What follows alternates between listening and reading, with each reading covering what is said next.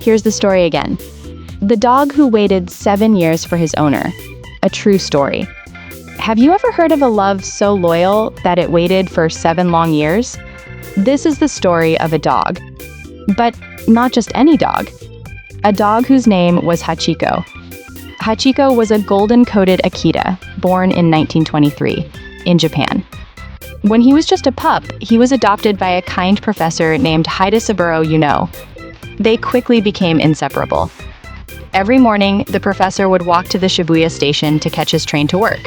And every evening, like clockwork, Hachiko would be waiting there to greet him. Rain or shine, crowds or quiet. The dog was always there. But one day in 1925, everything changed. The professor went to work and never came back.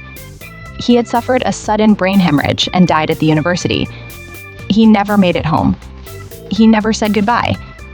But Hachiko didn't know. He came to the station that evening, just like always, and waited, and waited, and waited. The professor didn't arrive. But Hachiko returned the next day, and the next, and the next. For 7 years, every evening, Hachiko showed up at the Shibuya station, watching every face, every step, every man in a suit, hoping to see the one face he longed for. At first, people didn't understand. Some pitied him. Others ignored him. But slowly, his quiet devotion began to touch their hearts. The station workers fed him. The passengers smiled at him. Newspapers wrote about him. Hachiko became a symbol of loyalty, love, and faith. A reminder that even in a changing world, some things never fade. On March 8, 1935, Hachiko took his last breath, still waiting at the same spot for the owner who never returned.